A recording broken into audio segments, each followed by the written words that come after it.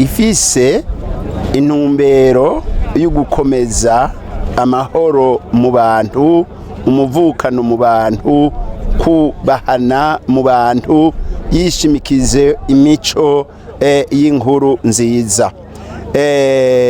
Mbere kubera Burundi twagiye turasubiranamwo kuva mu mwaka w'ibihumbi 2004, Ekereziya Gatorika gushika uyu munsi yarabandanije itunganya inama z'umuryango, ibikorwa bishobora kwegeranya abantu n'abandi urwaruka.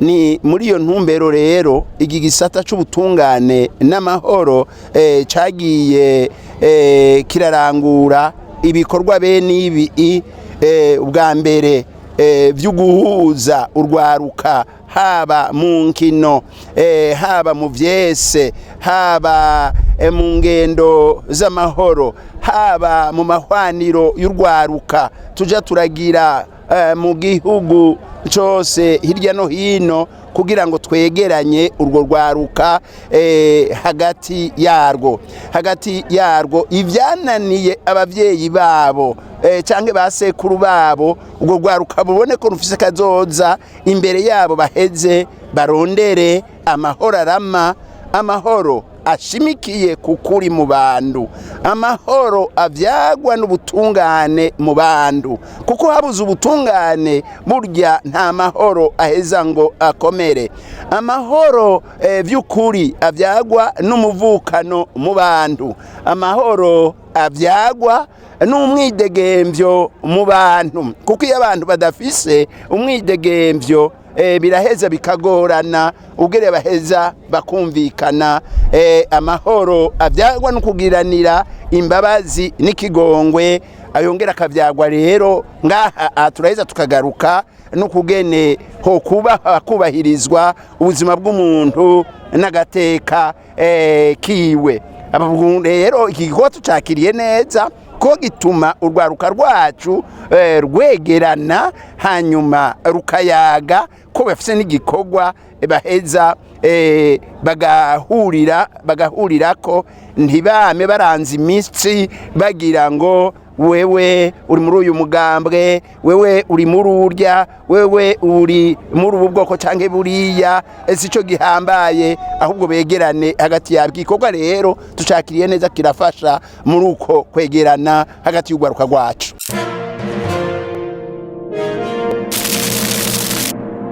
Nk'uko Colonel Baneza Amaso ndasi murongoye intara ya Bururi, hakaba habereye igikorwa c'inkino mu bijanye no kugarakwana amahoro no kuyasimbataza, byatunganijwe na Ekereziya ifatanije na Fondation Nkazamyampi. Mwebwe kino gikorwa mwacakiriye gute n'abasanzwe barongoye ino ntara?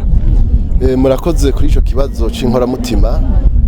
Iri higanwa ryakoreshejwe na Ekereziya Gatorika na Fondation Nkazamyampi mu gutsimbataza amahoro ni kirumara, kuko murazi ko amahoro ari karahora mu Uganda ntibacura, kandi murazi yuko urugwaruka nibwo Burundi bw'ejo, nkuko nampeje kubibabwira imbere ko bagomba gutangura, yuko botsimbataza amahoro mu kibano bafatiye ku butandukane bwabo, haba mu migambwe canke mu bwoko eka n'igitsina, kuko aba nibo bategerezwa gufata iya mbere kugira ngo Uburundi bw'ejo ari Abarundi bw'amahoro nyakuri.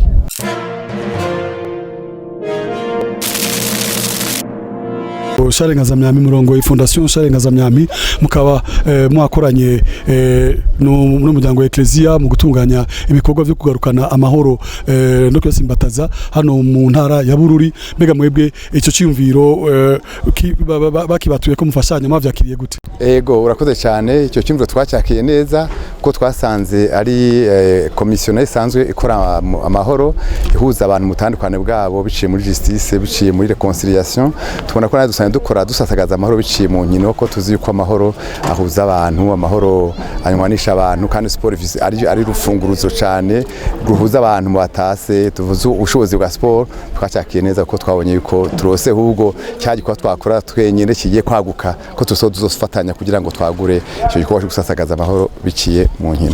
Mbega mu bikorwa musanzwe murangura muratanga amakarata aho basinyira ko biyemeje kubumbatira no guharanira amahoro, mbe mo tubwira ingaruka zavo ni nziza zigeze ku rugero ruhe? Iyo ingaruka zago ni nziza cyane gose zigeze ku rugero rusimishije, kuko twayitanguye mu mwaka wa 2017 gushika no munsi turamaze gukora mu ntara 9 gushika ubu tumaze urwaruka rumaze kwiyemeza gusasagaza amahoro rushika 70 rwasinye amakarte, kandi tumaze kubona ko hari ibikorwa bishimishije maze gukora. Abajene maze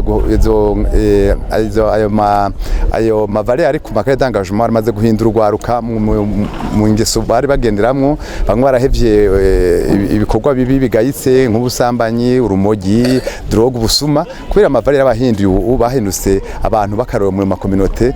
Aho rero cyane cyane twavuga nk'abo rwaruka muri komine Bubanza, muri komine province Bubanza, mu komine Mpanda, turavuga n'abo rwaruka rwo mu Kirundo bahuje rwaruka rwo bahungutse n'abasangwa, nabo nyine kwakora hamwe cyane kwabonye yuko aya mahoro ari y'abanywanisha biciye mu nkino, bituma umwe wese atahura akamaro k'inkino, kubera hamwe kubahana, hamwe kubagira ubugenzi, hamwe kugaragaza ingabire z'umuntu, harakubonye cyane cyane no kugira umuntu akore kugira ngo abe wa mbere. Kandi twabonye yuko aya mahoro biciye mu nkino umuntu ayimeje ko ambassadeur umuserukizi w'abandi, twabonye yuko ashobora guca babera akaroro keza aho babaye mu kibano, kugira ngo icyo kibano kigaragaze hama bace biyumvira hamwe go gwaruka ukuntu bokora cyane kuko vyuza amahoro biciye mu nkino, ko turazi ko amahoro si ntambara gusa.